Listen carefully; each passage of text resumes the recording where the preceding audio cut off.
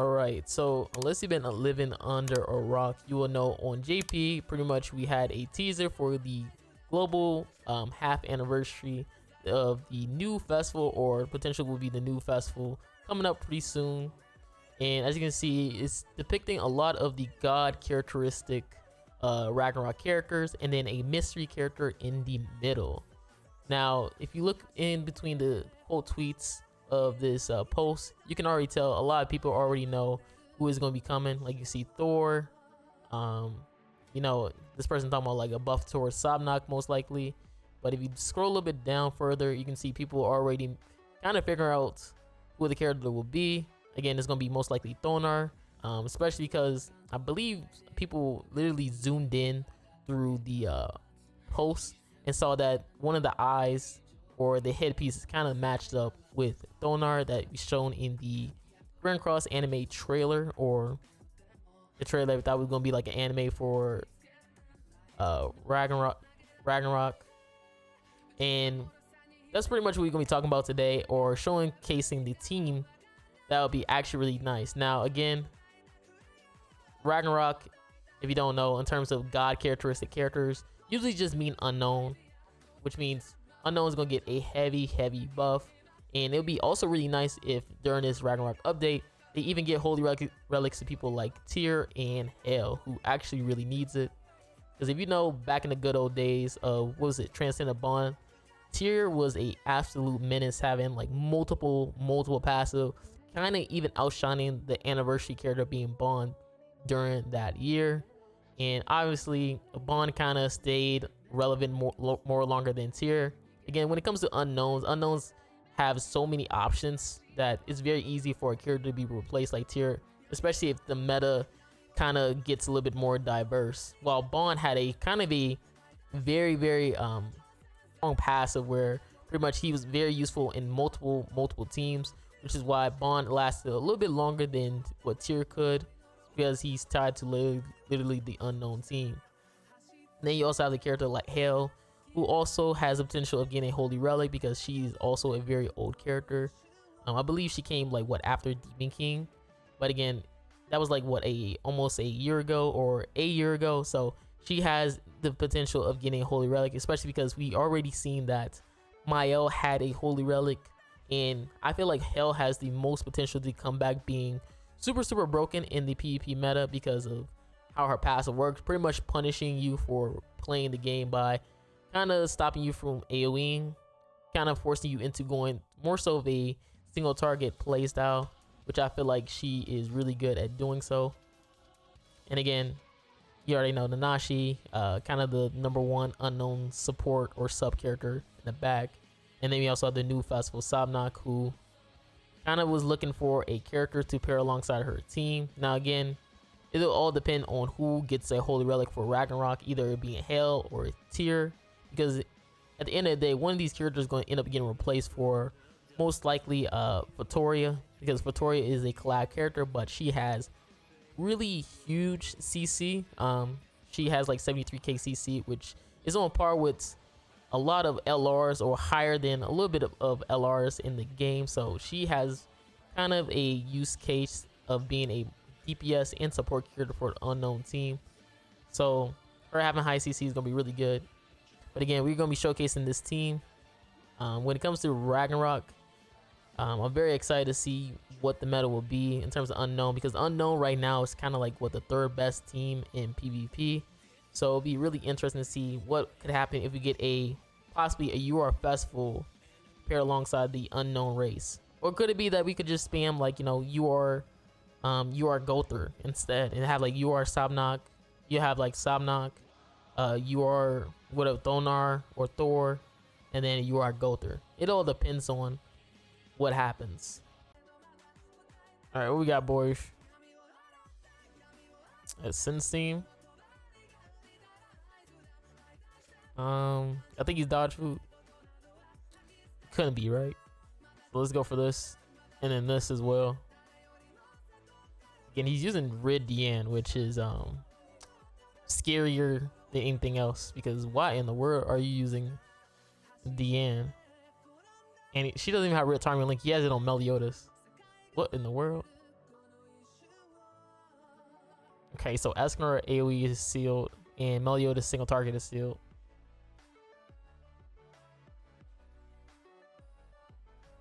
And he has Liz. Oh wow. Well, if he AoEs with Meliodas, then he'll get debuffed unless he cleanses. Yep. That boy has all those debuffs. Not enough. Oof. Look at all that damage. So with this, we could probably just go for this. Am I really worried about all this?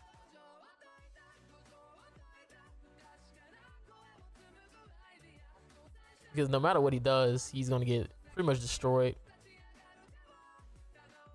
Yeah, look at all that damage. Does he get sealed for that? Or no? Nah, he doesn't. Oh, he lived? I'm actually surprised he lived. So he's gonna get the boost and the explode damage. Golly, I'm actually surprised he lived that. Well, HEL is going to have her revive unless we don't tank all this damage. Because he could just AoE us, which is very highly likely. Because he has like multiple gold cards. I thought it would do enough damage, but I guess I'm trash. Okay, what's the AoE? A single target, wow. It's already okay. Like Sabnak already did most of the damage. Like it's already GG. Like Sabnak already put in all the work we need for my team. So all we have to do is just blast his Meliodas then. Which is pretty easy because you have TYR, who's gonna lower the enemy crit resist. How much is gonna do? Oh my god. That damage is crazy.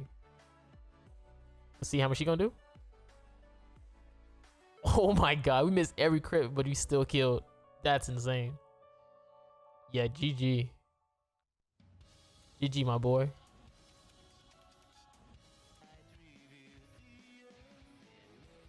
All right, we got a Sins team.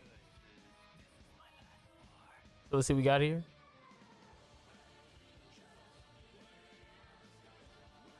All right, so we're just gonna go for the simple play and do this. Just playing a simple debuff.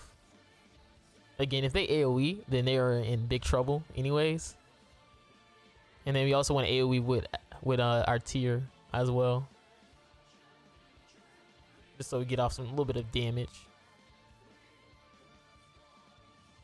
Again, usually Sabnak is the one who get targeted because she's on the far right side. So we're in a very good position. And if he AoEs, that character is gonna get mad punished.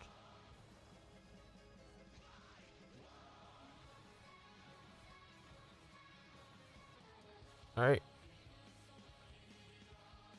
I'm actually debating if I should. Actually, you know what? We're gonna go for it just because I already know. Like in terms of Sabnak, with paired alongside a TYR, we do crazy damage because of all those crits. Because like when she starts critting, it's GG. Yep, like that. So if TYR gets a holy relic, oh my god, we might be cooking. I'm not gonna lie to you, we might be cooking something. All right, and I'm not talking burning the kitchen cooking. And TYR should do a lot of damage right here, so I'm gonna go for a TYR just so he gets that nice win animation, and then HEL can finish off if she needs to. But we should kill with TYR. Yep. GG.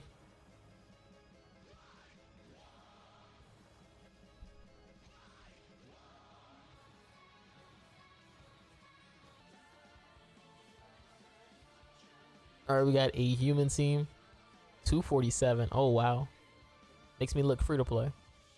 All right, so we just going to apply a little bit of our debuff.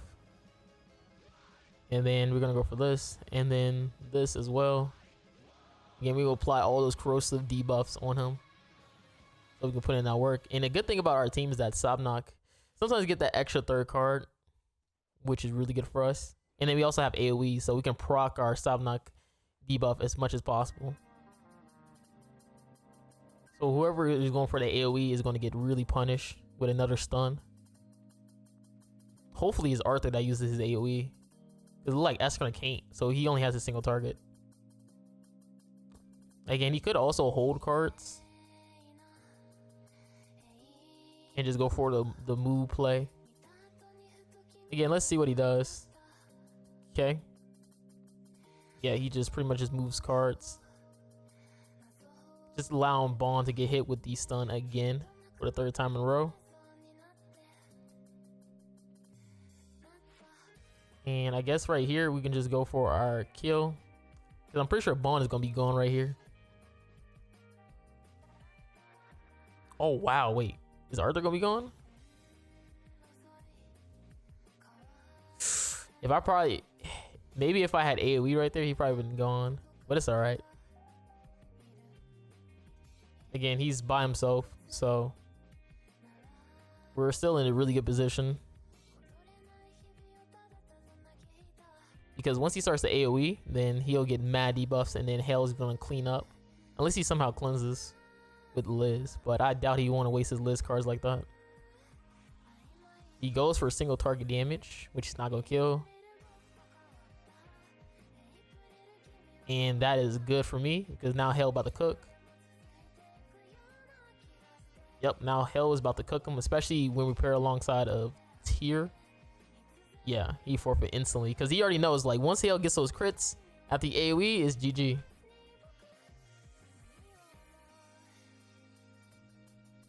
Alright, we got Sins. The crazy thing is that people talk about how HEL has no way of returning back into PvP, but people forget that she used to be the more toxic character in the meta back in the good old days, because she just punished you if you just like wanted to play the game. Like if you try to go for AoE, you was going to get heavily punished in PvP, which kind of had counter like Demon King during that time, because Demon King couldn't spam his AoE, which then led to the darkness stacking, because if you did use the AoE, you pretty much depleted your own HP, allowing HEL teams to pretty much nuke you afterwards. Like she was just such a annoying toxic character back in the good old days. And he cleanses, so his Meliodas got the boost. But yeah, like just used to be like such an annoying character. So now it's gonna be pretty much GG. Cause you gotta take mad damage, and I think HEL will kill right here. Dude, that's what I'm saying. Like she just punished you so hard. So if she gets like a holy relic, bro, she could have a lot of potential in PvP meta, just because a lot of characters do spam the AoE. She has the most potential in terms of coming back in the meta. All right, we got boys. A Gelda team. And it's actually a real person. Wow. Why am I seeing Gelda in PP? What in the world? Hopefully this match can last a little bit longer though. So Eskener is gonna be stunned because he's the lowest HP character. Does he have like Chandler in the back or something? No, Chandler need a full demon team. What am I talking about? Okay, Eskener gets stunned. Yeah, I wouldn't know what he has in the back. Is it Nanashi? Yes, Nanashi.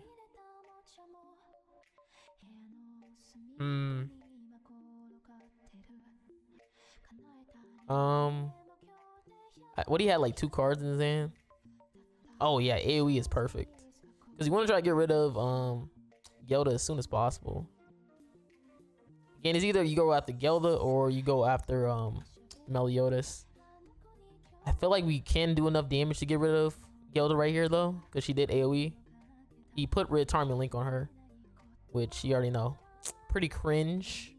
Pretty cringe. So we're gonna go for this. Again, we do have TYR, so it's very easy for us to crit. Hopefully it does a good chunk. Nice. And then hopefully HEL finishes off. Yep, GG my boy.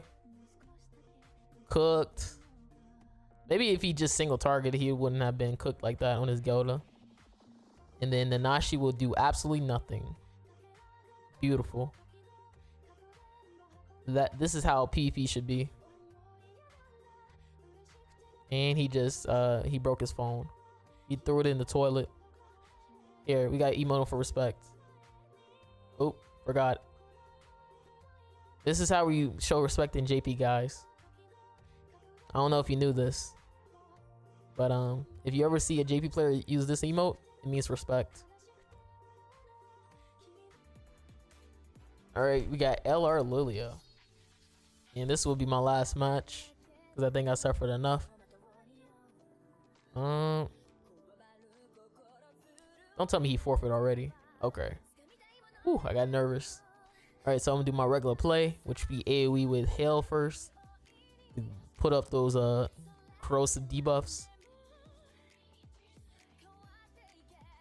and then we're gonna AoE, and hopefully we seal the single targets. So he's forced to AoE. He just has straight single targets. Okay, this is a decent hand. I could just get rid of Arthur. Oh wow, Arthur AoEs? He's about to AoE twice? Oh no, he just goes for a single target. I'm about to say, like, you are crazy.